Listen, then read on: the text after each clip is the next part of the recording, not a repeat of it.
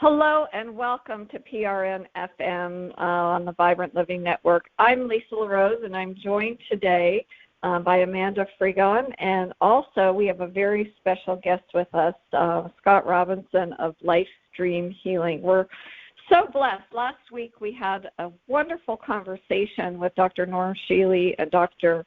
Evan Alexander on the living mindful and the what is consciousness and how consciousness does not really exist inside our bodies, but it's actually a connection to something more, a greaterness. And, you know, in the time of what's going on in the world, we all sort of feel a little disconnected, a little shattered. We're all trying to claim our sovereignty, reclaim our wholeness, figure out what our path is, what our mission is. I think a lot of us are searching for something greater, and that's really one of our greatest blessings, I think, is the fact that, each one of us has a unique journey, a unique path, and how we find each other. So I was fortunate. I connected with Amanda on her journey through Glenn Brooks, the founder of the Vibrant Living Network, and I connected with Scott Robinson many years ago, early on my path, when I was sort of foundering and discovering who I was and what things were. And Scott is the founder of LifeStream Healing. He's a clairvoyant, medical intuitive, an empath. He's clairsentient. He's an incredible healer, and he has had a very interesting journey in his life. It wasn't something that he thought that he would be doing. Maybe as a young child, he recognized his gifts, but it was sort of a lifelong connection of study and finding that path. So we're going to explore a little bit of that today. So welcome, Amanda, and welcome, Scott. How are you guys today? Thank you, Lisa and Amanda. I'm fine. Amanda, how are you doing today? Doing good. I'm happy to be here. I'm excited to get to talk to Scott and learn about, more of what he's doing in the world these days. Yeah, I know. We're each in different states, and it doesn't matter where anybody is in the world. I think we're all impacted by a lot of the events and the things that go on, the distractions that keep us from, who we truly are. So, Scott, I know you as a child, you kind of recognized your gifts. Would you care to tell us a little bit about your journey and what brought you to what you're doing now? I certainly will. And an interesting note, because as you said, we're all in different states and we're in different places, but that doesn't really matter in today's world. Well, as we expand in consciousness, we also are connected across any broad range of areas, planets, whatever you want to call it. So consciousness and the way the world is today kind of go hand in hand. For me, when I was a child, I recognized or felt I had a lot of psychic phenomenon around me. When I was about 7 years old, I had a major healing incident take place where, frankly, I didn't understand it. It kind of scared me. And my parents were a little upset about it as well. And so I just went. My father was a scientist, and I grew up in a scientific town. And so the people in that town were of a certain mindset, if you will. But for me, I just went through my early years kind of always feeling like I was a little different, but being told from a young age not to really focus on that. And so I did. Being an empath, I felt things deeply and didn't really understand. Oftentimes when I would have strange feelings or thoughts, I thought they were coming from me rather than from somewhere around me. And it wasn't until I was about 30 years old or so, I really began delving into deeper metaphysics, primarily the Alice Bailey readings. And then I began to get a grasp of the fact that these feelings and stuff I have, that many of them I was hiding, weren't really mine. And so I really started on my main healing journey then. I had done healing work prior to that, but kind of unknowingly. And at that time, I began studying because there is a scientific side to my own nature, and I like to know the why of things. And so I began studying metaphysics on a higher level, and that led me to eventually, now I'm a full-time reader and healer, but eventually I put together my own healing modality, which I call LifeStream Healing, and Lisa and I have worked with it before, and kind of led me to this place right here, right now with you guys.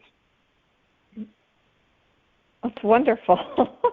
I know for so many people, I really appreciate you saying that, as a child, there was a lot of confusion. I sort of had the same thing. I was very empathic. I could feel the energy from the grass. I used to apologize to the trees if I pulled a leaf off. I realized after I pulled it off a tree, I thought, oh no, what did I do? I really felt connected to the animals and to people when they were in pain. So I was a quiet child. Amanda, did you have similar experiences? So it's hard for me to distinguish things in my childhood because honestly I have so much darkness in it that I always felt like the outcast in my family and especially even amongst my peers, but I was definitely just a closed off child because I had trauma stemming from early on in my childhood. But I knew something was wrong, kind of with the world. I always was this can't really be it, we literally just go to school, get a job, and die. It just I always felt like there had to be something more, but I was so trapped in my own kind of stuff going on that I wasn't even able to have the clarity to try to be in tune with anything than just my living through my pain, really. Mhm. Right. No, and I think that's what part of what we're doing right now. We've all had different aspects of ourselves that, we have. I don't think there's one person on this planet that hasn't experienced some type of heartache or trauma or pain. And that, when you work it really is an inner working. I know that for myself, I have worked on a lot of different issues, whether they be self-esteem or, healing from loved ones' passings and really connecting with the fact that there is something more. I really appreciated the conversation last week with Dr. Shealy and Dr. Alexander because, as you said, Scott, there's a science and the scientific aspect, I think, is right now on the planet, there's a meeting of science and spirituality like there never has been before. Do you see that when you're in your own practice, Scott, with clients that are coming, that there's a sort of an awakening that's unfolding? Yes, I do. Everyone practically that I talk to now are feeling higher energies than they felt before, really. And, as you know, Lisa, part of my research, my own personal study involves the 7 rays, and, which is a comprehensive subject. But one reason right now, these rays cycle in and out of our material manifestation over ages, sometimes thousands of years, sometimes 10s, 20s of years. But we have major ray cycles, and we're leaving ray 6 cycle, which was a Piscean cycle, and we're now entering ray 7, which is an Aquarian ray cycle. These cycles don't often progress numerically like at 6, 7, 5, 6, 7. However, the ray that is now coming very much into prominence is called the 7th ray of ceremonial magic or ritual. Basically, what that ray does on a larger scale is it brings spirit and matter together. And so you've heard the term, if you're religiously, heaven on earth. Okay, heaven representing, of course, spirit, earth, matter. There's many ways to talk about it, but this is a major cycle now and a very important and powerful one. And what's going to happen during this time, the closer that these two come together, the more expansion of consciousness you're going to see, because consciousness is, after all, just a blending of spirit and matter, and what you produce is the child, or so-called, symbolically speaking, consciousness. And now, more than ever before, even in human history, there's an ability to reach this spiritual oneness, this combining of spirit and matter, like there's never been on the planet before. And you can see, along with that, there's a lot of conflict that arises whenever you combine different energies together. There's going to be a moment of conflict while these energies adjust to each other, and a new baseline is established. And if you look on the world today, obviously we're going through that in a massive way on all these different levels, from the pandemic to the economic upheaval the world over. Politics in all countries is just a mess right now.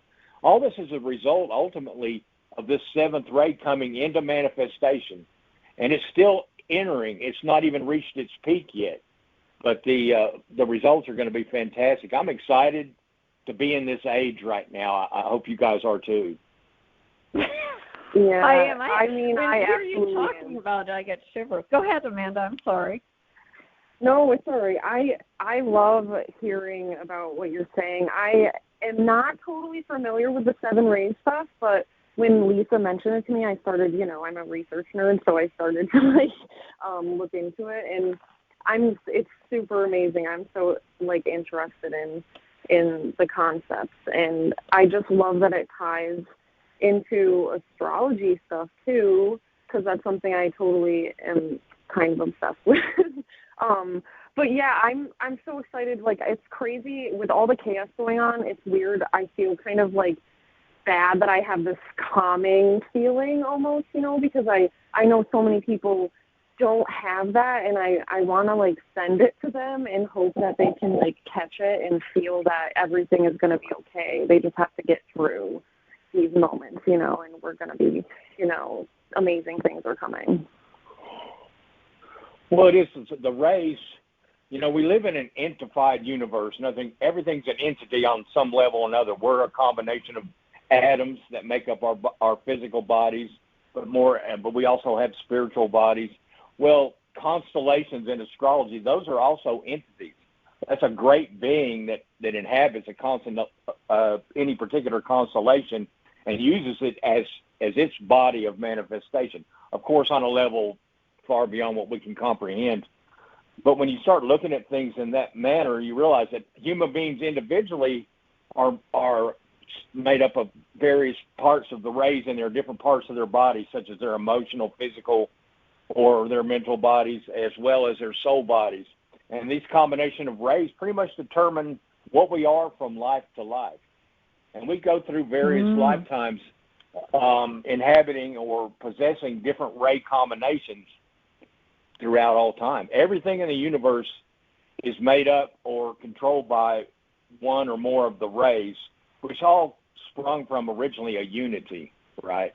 And that unity of undifferentiated matter and spirit eventually separated, and what we have is a main seven rays, which are actually in and of themselves entities, right? So it's complicated, but it's also a beautiful, I would almost call it a ballet of energies. And when we get in touch with our own rays and our own bodies, we can not only learn about ourselves, but we see the people around us and understand why and how they may act the way they do. It's simply because they have a preponderance of one ray or another in one part of their body or another. And by that, I mean their mental, spiritual, emotional bodies, right? And so that determines largely how we act. Right. And there's an aspect of numerology. When I think about that, I also think about the World Wide Web or dialing on your phone. When you dial a certain sequence of numbers, it takes you to a coordinate. There's a certain number sequence that takes you to a website for information. So in the numerology of the rays, how does that work, Scott?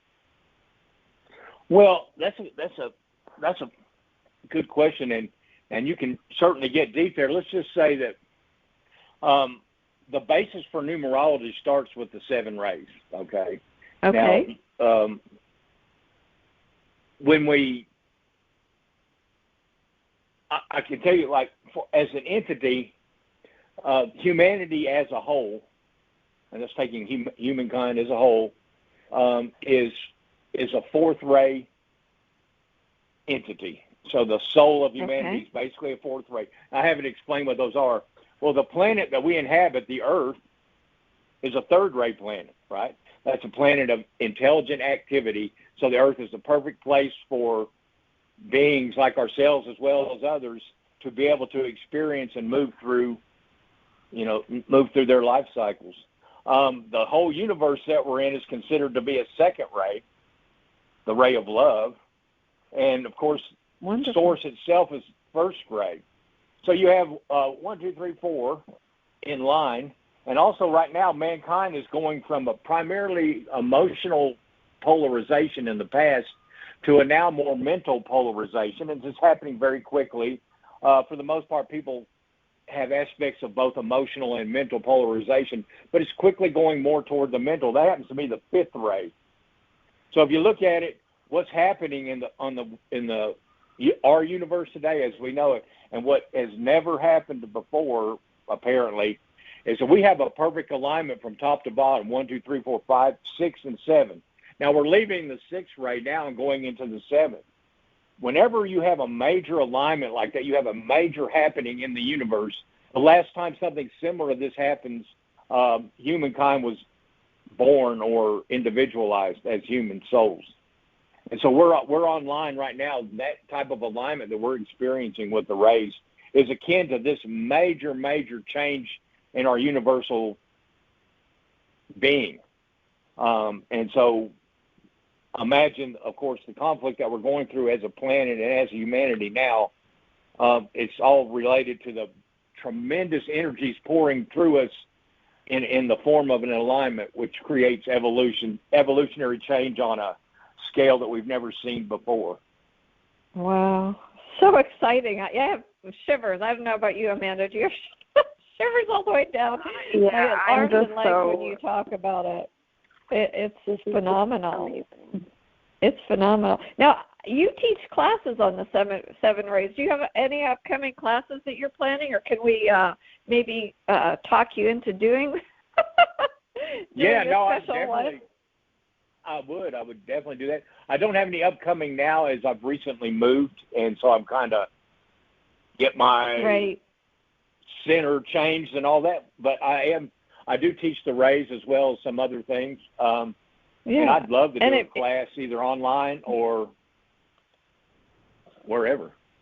Yeah, we'll definitely talk about that. Well, and I just wanted to mention, if people are interested in connecting with you, they can do through Instagram, because I know your website right now is under construction. You're doing some major construction on it.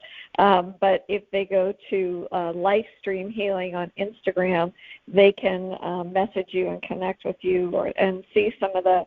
I know you always post so many positive, wonderful things. It's really fabulous. So the other rays that you didn't talk about, so you talked about the first four. So just for our audience who aren't familiar, can you just share a little bit about the other rays? I think you stopped at Sure. Yeah, I will. I didn't really give any background, and so for people that aren't familiar, it would just seem like gobbledygook. So basically, there's seven rays. These are 7 forms of energy that are independent in and of themselves. And the first ray is called the ray of will or power, okay? And that's pure spiritual will, a thing which humankind has not really even begun to touch yet, but we will shortly. The second ray is called the ray of love, right? Obvious. We're in a second ray universe right now, and that universe is a universe of love. So you said there's nothing but love. Actually, that's true. We live in a huge body of love, but we are still differentiated within that body. The third ray is called the ray of intelligent activity, or the intelligence of matter. So matter, by its very nature, has a certain kind of intelligence. In other words, it has movement, and that denotes intelligence on a certain level. And then you have the fourth ray, which is called the ray of harmony through conflict. And basically, the fourth ray, humanity as a whole, is a fourth ray entity, And as you see, when our experiences here in this earth plane are often full of conflicts, which we eventually harmonize, and then that takes us to a momentary peacefulness, but that quickly changes as we bring more energies back together again and start that whole process over and over. That drives evolution, if you might say that. Right. Mm-hmm. The fifth ray is called the ray of concrete science. Many of your scientists have fifth ray mental bodies. That's why they're scientists. That's why they're interested. A fifth ray is kind of denoted by someone.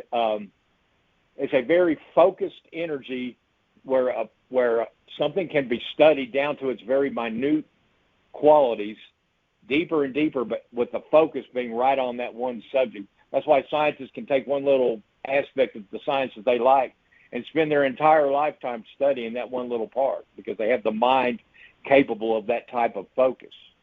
The sixth ray is called the ray of ideology. The ray that we've just come through. It's very much a ray of the individual, right? And that's the ray. Now, all these rays are present all the time, I might add, but some of them are more dominant. You have dominant cycles for these rays. And finally, the last ray is ray 7, ceremonial magic or ritual. Basically, that is a birthing ray. The whole birth process, like in a female, that's a 7-ray process.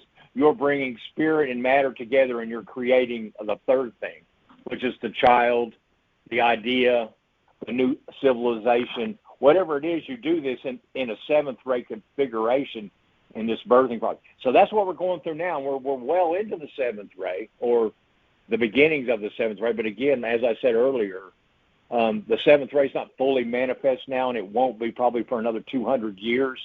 And that whole ray cycle will last. That whole ray cycle will last approximately 2,600 years. So again, we are, as humanity as a whole, but this also includes other things. We are in a birthing process right now, and that process is painful. I mean, asking a woman who's given natural childbirth, it's very painful. And so that's what we're going through as a humanity as a whole. But of course, the end result, and as Amanda said, there's a positivity there. I feel it, even though we're going through crazy times. The end result is a new beginning, if you will, a new entity with all that implies and all that inquires, the growth, the evolution, everything. And so, in a nutshell, those are the 7 rays. But there's many other characteristics there. We go in deeper, depending on there are positive and negative aspects of every ray, right? And so, like for instance, if a person was primarily, say, a first ray soul, a ray of will, that's also called the ray of the destroyer. And because before you can build something new, you have to destroy the old. And so there's always some of that aspect coming into play. So if you saw, for instance, a really hardcore military general, that person has a lot of first ray in their equipment somewhere, right? Probably in the soul or in the personality level, because that's what's required in that field, of knowledge.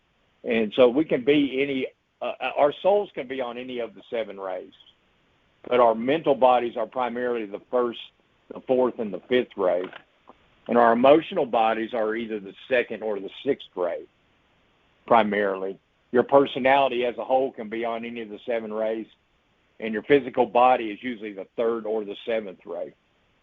If you find it, people with a 7th ray physical body oftentimes are just natural healers, because they have this ability through their physical body to bring spirit down into matter, and that affects healing. Right? So oftentimes when you see a natural healer, somewhere in their makeup they've got 7th ray. And if they happen to have a 7th ray physical body, that means their brain itself, the physical cells, are 7th ray oriented. And then they have, say, a 1st or a 7th ray soul.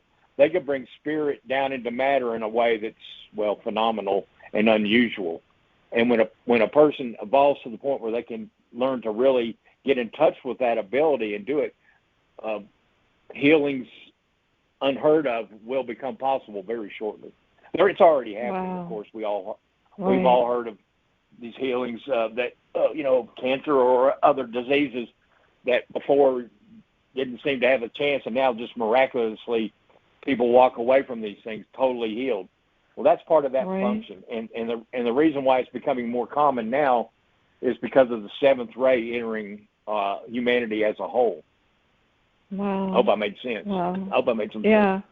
No, absolutely. And when I met you, over 20 years ago, actually, that was one of the gifts that you were able to share. One of your gifts with a woman that had breast cancer. I know that you, as an intuitive, as a medical intuitive, you're also a very powerful healer. You're able to see blockages within individuals and help to balance their energy fields. Would you share just a little bit about how that process, for maybe our audience members who don't know what that may look like or feel like, or and how about how they go about achieving a balance? Yeah, I would. For me, I from a very young age, the first time I did this major healing, that my parents kind of freaked out. I was about 7. And it's just a matter for me of bringing spiritual energy, whatever I happen to think that is, I bring that down in an aligning type fashion through my crown chakra, down through my heart chakra where it congregates. And from there, I take it up to the third eye, that energy. So it's like a big check mark, if you will. And once I get it there, looking at the person, clairvoyantly and with my medical intuitive abilities, I get a sense of, and in fact do see, where certain energies may be needed for this person. In other words, to enhance, say, an organ that's not functioning properly, or many times the disease is a result of too much energy, person congregating too much energy in a place, and their physical body is not able to handle it. And in that case, you actually have to lessen the amount of energy going into that particular chakra or part of the person's body. It's a delicate process, one that definitely requires the intuition, but when you practice it and begin to do it, it kind of falls into place, and then you can take these levels, and we're not even talking about the rays yet, but each chakra, of course, obviously represents a certain ray as well, even within the human system and universally speaking. And so when you begin to intuitively combine these different chakras on different levels and provide energy here or there, you can affect healing. And just a general rule of thumb, the main chakra closest to the area that is diseased or is a problem is usually the one that you work on. So, that's interesting. There's not always, I would say 99% of the time that's true. There are subtleties there because you can be working on either an astral chakra or a mental chakra. There's chakras exist physically in our etheric bodies. They exist in our emotional bodies, mental bodies, etc.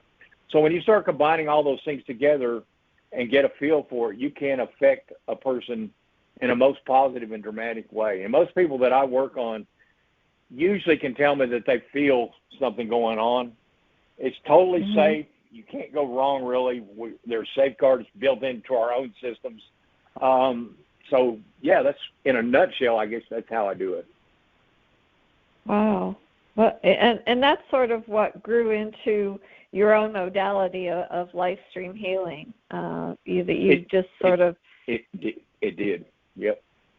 I mean, before that, like I said, up till about 30, I had a different type of life than I have now. I'm an ex-military person, traveled the world a good bit, but after that, and I began studying the more technical aspects of metaphysics, because to me, that's being raised in a scientific town by a scientific father, if you will. I tend to think in those terms. And everything can be explained in science. And people that say, well, science is bunk, it's not. There's a scientific explanation. There's a scientific explanation for everything, right? Now, there's also an emotional explanation and stuff. But by studying that, you can learn how the configuration of these various things happen. And again, you can affect healing change. So I created, as I studied it, I just came up with that name, LifeStream. But the reason why is because I believe that you're tapping into the energy of your own life stream that's coming from your soul down into your physical body. That's a dual stream of energy, which is not unusual. Or if you think about it, we live in a dual universe, the universe of love, second ray. That's a duality, right? And so you bring those streams of energy straight down into your crown chakra, focus them there, and move them down into your heart chakra where they congregate again, like I said. And from there, you can broadcast them in various ways. You can use your hands to do it. I do it usually with my third eye. You don't have to be present with the person, of course. You know, we live in a quantum world, I guess, and so everything is connected, and you can do it that way. Wow, that's wonderful. No, it's amazing. You know, and you know, one of the things that Amanda is a loving mother, and she has been teaching her kids autogenic breathing, and as well as a lot of other things in your homeschooling. And I know that children vibrate in the frequency of love. They just have that natural resonance of, you know, wanting to be loving and sharing that gift. Have you ever thought about, Scott, doing some classes for kids, or you know, what would you recommend for a mother to awaken those innate abilities in their children? That's a good question. I haven't. Well, you don't really have to answer it now. You can think about it. No, I will, because I haven't really taught any kids-only classes. Now I've had younger people in my classes. Some parents have brought their children there to listen. I'm not a parent myself. I have no children. But introducing children to the more subtle energies available to us is, to me, that seems like idea number one that every parent would want to do for their child. Exactly how to do it, I'm not sure I'm able to answer that right now. Yeah, so it's interesting. I actually had my 5-year-old this morning. She told us that she had a headache and she told it to go away, and it did. So I've been like trying to kind of teach them that they have, you know, this kind of ability, that their body obviously is a healing mechanism all on its own, and that they have the ability to change anything inside of themselves or outside of themselves, you know, with the power of their intention. So I feel like, because I definitely think that she's a psychic, because she just is like, there's so many crazy things that she just sees or knows or says, and it's just like, you know, amazing. I'm grateful that I know what I know now, because my oldest daughter, I had no clue about any of this stuff. So it's kind of like I'm backtracking in a sense with her, but with my little ones, they just like love it, you know.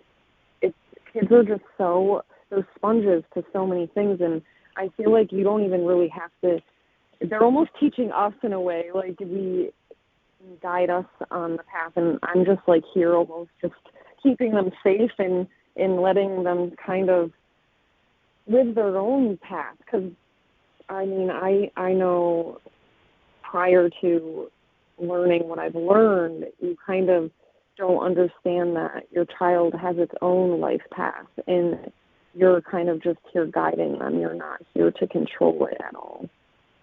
And astrology has definitely helped me with that for sure, because it just gives you a different understanding of personality and kind of what to expect from their life path, and like what strengths and weaknesses and what they're going to struggle with, and how I can try to best help them along their path. That's all that I'm knowing to do. I haven't really talked to anyone else about if they've done something with their children, you know, to help them with any gifts that they might have. But yeah, it would be interesting. I love that attitude that you have, because for many of us, myself, and probably for you too, Amanda, and Lisa as well, when we were children, our parents didn't have the knowledge that we have today. Obviously, every generation increases. And so if you started displaying behavior that they thought was odd, they would tell you to, stop, don't ignore it, don't go there. And that, of course, shuts down many children, forever. So by allowing them to experience that and not invalidating them, I think that's the best thing you can do, right? Right. In the case of your little girl, and I may be stepping out of line here. I mean, when I look at her as you were talking, I saw a lot of lavender color in her aura, which tells me that she has mediumship capabilities, and also she's a visionary, so she's going to be very clairvoyant already. She is. That color, whenever I see that color in a person, it usually tells me that. And oftentimes they don't know it. And I read for a lot of people, and I primarily start by reading their auras. And if I see that color, it tells me that, but they're not really aware because they've been that way their whole life, so they just act that way, right? So, I think it's wonderful that you allow without judgment. I guess that's all any of us can really do, right? Exactly, yeah. And I almost just feel like that's what we need to do is starting with the children, is getting out of our own adult ways and connecting to our inner children so that we can help the next generations that are coming onto the planet. Because it's like we need mystery schools again instead of public schools, and getting kids just doing their awesome magical things that they're capable of doing if we all just were given the opportunity. Absolutely. So Scott, for audience members that, they may have heard the word aura, but they don't really understand it, could you just, in a quick synopsis, just give them, give everybody your impressions of the aura and what you see and how it connects with other people's auras as well? I can, and to me, there's various types of auras, but generally speaking, we have an energy body, as we all know here. That's the ABCs of metaphysics. We have an energy body, and that body is composed of different ray qualities, and these different qualities are associated with different colors. Now, these colors mix and match and blend. Some are more prominent than others. If you imagine a big ovoid, an oval, that's what most people's color scheme looks around them. Not everybody. Some people's are much narrower in an odd way. I'm not quite sure why. But these colors, to me, intuitively, I mean, I can see them. I can see them sometimes with my eyes wide open. I certainly see them clairvoyantly in my head all the time. Some people, if they're really highly energetic, I will say, I can actually look at them and see like a soap bubble around them. And if you've ever seen a soap bubble shimmering to the floor, as it moves and wiggles, its colors play throughout that bubble, right, in an odd and fascinating way. When I see an aura clairvoyantly, that's much what it looks like to me, and I see these colors flashing through the aura in different spots. Now, depending on the location of the color, it tells me whereabouts it's coming from. I mean, a lot of times I'll see orange if it's coming from a low part of the aura. That means it's a very strong feeling type person. They're feelers more than thinkers. A lot of times I'll see blue, indigos, and lemony yellows and up near the top of a person's aura. Those are mental. I call those mental type colors. So those various colors, mean things. A lot of it's, through my own work and through my own visions, I determine what I intuitively feel like these colors mean. You can see other things. I also see symbols in auras. Again, symbols can be anything from I'll see certain animals in people's auras, and that tells me certain things about them as well. Things like that. So the aura is basically just a kind of like a color representation of your energy field. And these colors they're interchangeable. They change all the time. I'll talk to someone, let's say if they're very depressed, then primarily that the energy of that depression fills up your aura with a very dark and sluggish energy, which depression kind of is. Nothing wrong. Everybody gets depressed or has experienced it at some point. But these things are always interchangeable. And so when I'm working with a person, I'll get an idea of who they are by looking at their aura. And then I'll talk to them about it. And from there, other things just automatically come up. Right. So people their auras are ever changing, but they have a dominant color that sort of they resonate or radiate from, I guess is the word. Was that how you would describe it? So people have the capability to change who they are and grow into something more than wherever they are in this time-space collective.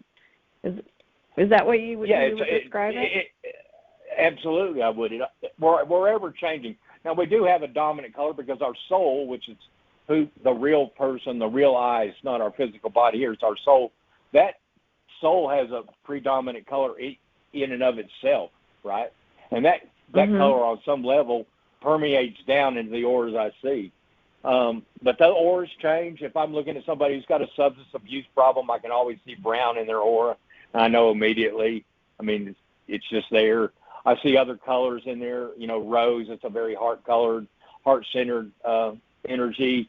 If somebody's mad, that's usually temporary, right? If you get angry at work or you have a tiff with your spouse or something, I'll see lines of almost like lightning bolts of red often shooting down through their aura, meaning they're angry. Or if somebody's angry at you, oftentimes I'll see red lightning bolts coming toward your aura. I say, well, somebody's mad at you, because they're shooting this in. They're putting this energy toward you. But again, it's interchangeable. We grow and expand. We're all evolutionary beings, right? We're all evolving. Every single one of us. Even if we don't feel like we are, or even if we feel like we're stepping backwards, that's about like Mercury retrograde. It only seems that way. In reality, it's not happening. We're always moving forward. And when we move forward, we develop higher and higher energy levels, right? We develop higher vibrations, if you will. As we have these higher vibrations, we then attract more higher vibrations to us. And that changes us. And lifetime after lifetime, we're building this into our body, if you will.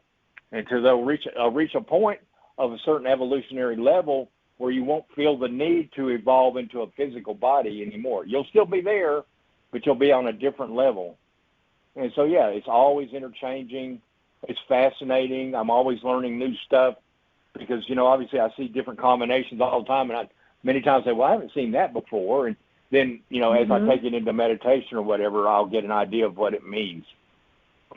Right. I mean. Right. Yeah, and I'm really happy you brought that up, even about the if somebody's projecting something to you. I mean, now that science has kind of gone from Newtonian physics more into the quantum field, and they're learning more about quantum entanglement.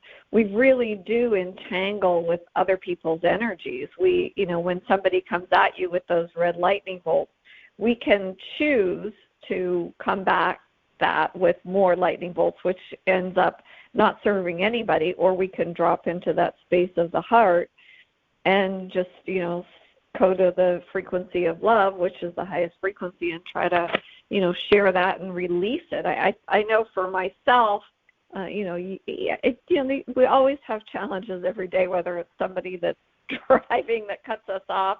It's easy to go into those lightning bolts. I think that's what I'm going to see the rest of the day, when people, go through that. But so like with entangling energies, do you have any exercises or meditations, or what do you recommend for people who have maybe like past trauma where they're having a hard time letting go of whatever they were entangled in?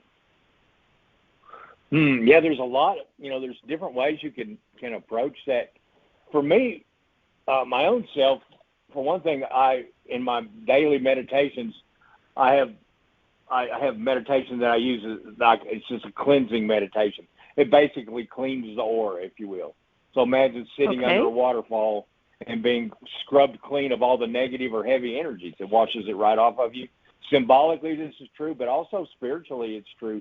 So I tend to, every day, it's very important to meditate every day if you can, but I tend to clear myself off as best I can.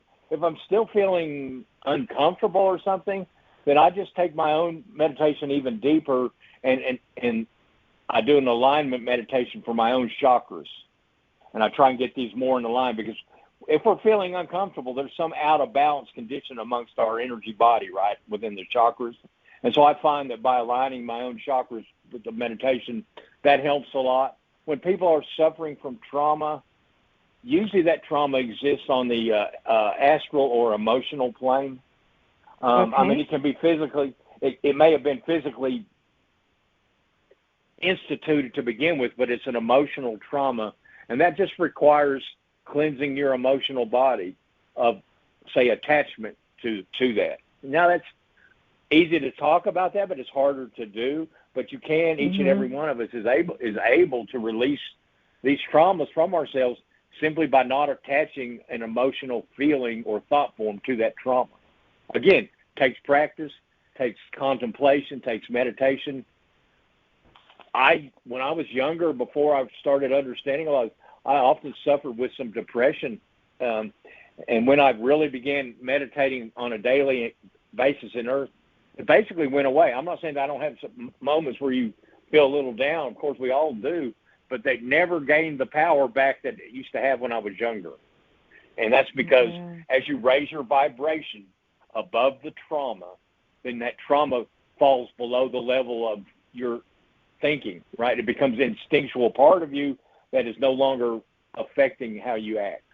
And again, it's a process. I'm not going to say there's some people that have such terrible traumas that they think they could never get out from under them. But I just believe that if you seek toward the light, I know that sounds a little funny. If you seek toward the light, eventually you're going to bring that light down into yourself more and more, a higher level of consciousness, and that consciousness will not include the past traumas. That's beautiful. Amanda, did you have anything you'd like to comment about that? It's funny because I was going to ask him almost the same question about just like if he had any exercises that he did to get rid of other people's energy that might be like projecting it to you. Because I feel like, especially now with the collective energy being so unstable, a lot of us that are empathic sometimes feel that and don't even realize that it's not ours. And then we kind of almost take it on and wonder like what the heck's going on, when the whole time it was never our energy to begin with, you know. So these exercises sound really helpful. And with the trauma thing, I mean, from someone that experienced a lot of childhood trauma with my family and even with peers, it led me to addiction problems. I was a binge drinker for a long time, and you know, I started to really cut back on the alcohol before I started to awaken. And then with the awakening, I really gave it up and was able to start trying to heal myself. But it wasn't until I started meditating that I was able to release a lot of that pent-up energy that I had been carrying for so long.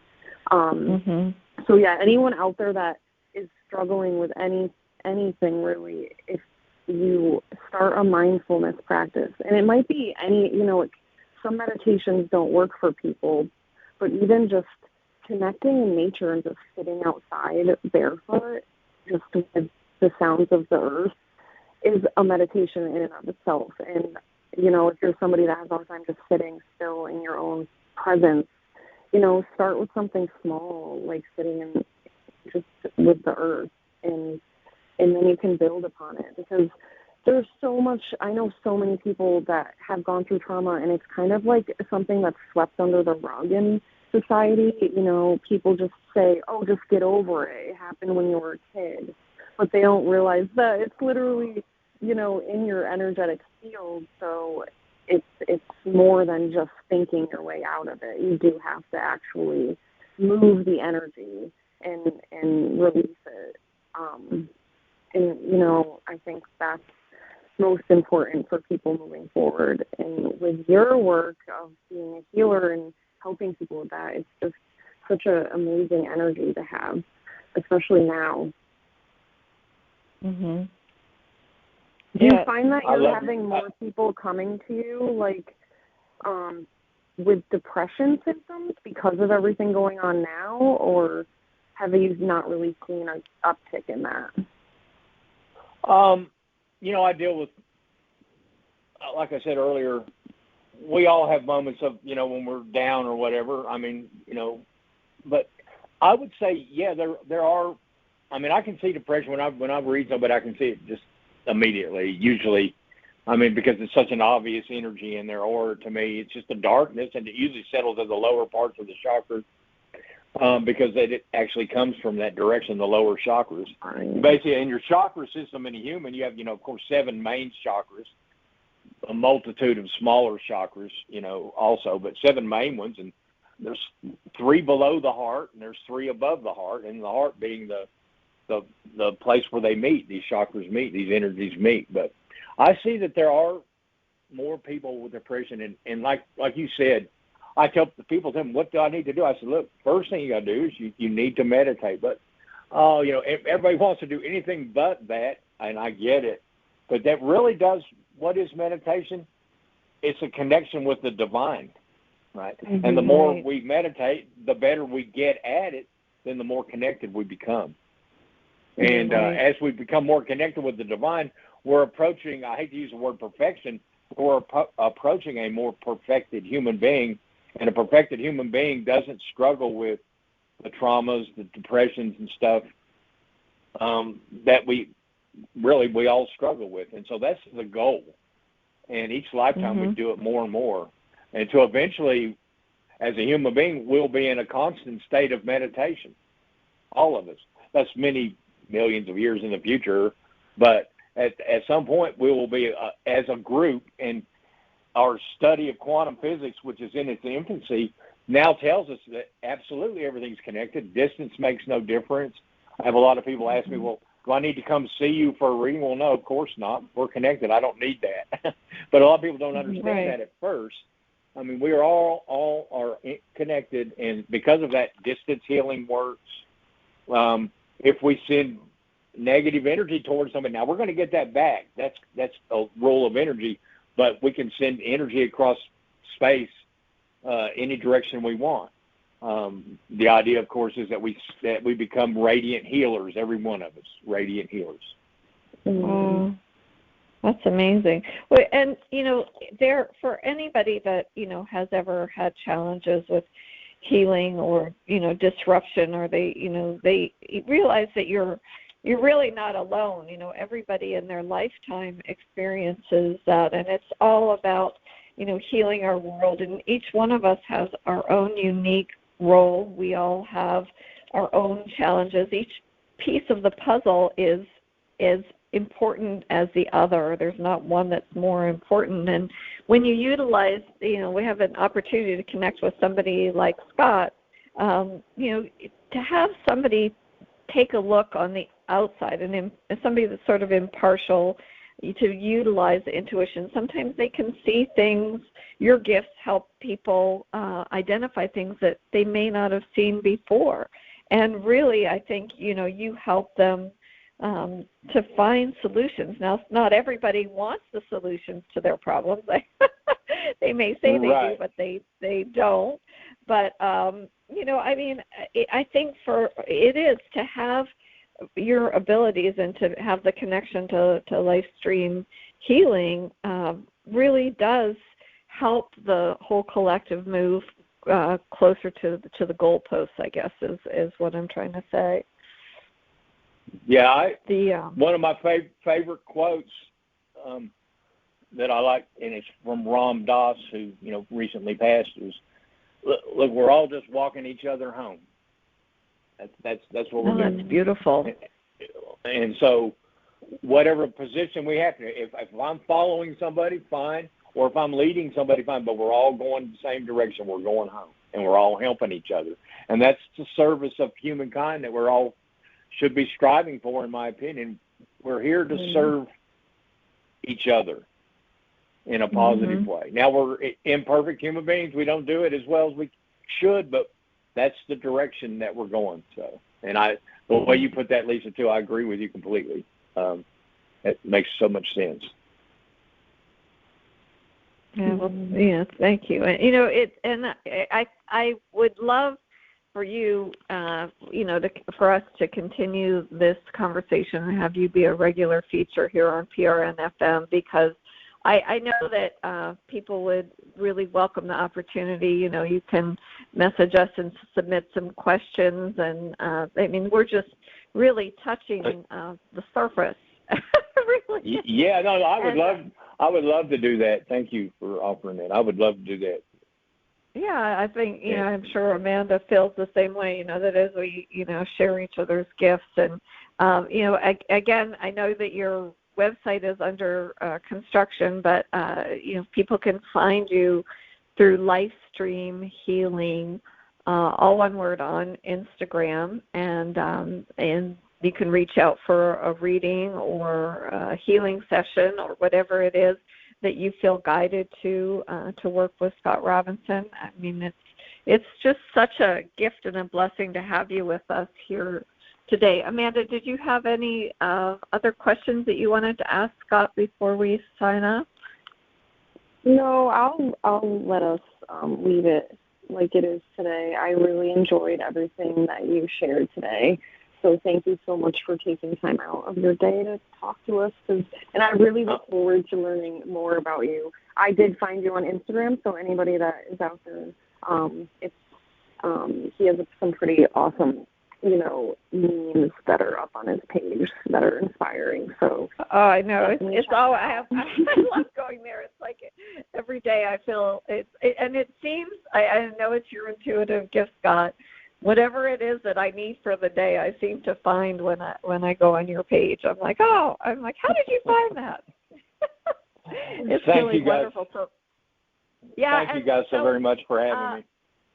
I would love for you to leave our audience today with whatever you feel guided that you want to share with them. We have about 3 minutes left, and I'd love for you to sign off for us today. Is there anything you feel guided to share with everyone to lead us into the weekend? God, you put me on the spot there. I'm sorry, I didn't mean to do that. That's all right. I had asked everybody to sort of, before we began this, I had put you guys both on the spot, and I said, what dreams are within you waiting to be fulfilled? So maybe that can be the next conversation. I think we're all here to express our uniqueness, our purpose, our personal mastery. Scott, anything that you would have to share for people on how to find their own purpose or their own mastery? Well, again, and it seems simple, but I just encourage people to begin, first of all, a program of meditation. And you don't have to feel like, well, I can't get my mind quiet or whatever. That's not necessary. That's not, your mind. You don't shut your mind down to meditate necessarily. There are forms of meditation when you can do that, but that's not necessary to be meditating. It's basically a one-pointedness towards spirit. And so I would encourage everyone to think on the spiritual level, think about the highest good for not only yourself, but for those around you, and realize that this is coming, regardless of what the world seems to show us today. This is only temporary. Wow. That's beautiful, beautiful. Thank you, everyone, for joining us here on Vibrant Living and PRN FM. I'm Lisa, and I wish you all the best. Amanda, thank you, and thank you, Scott. Have a great weekend. Thank you, guys. All right, you too. Bye.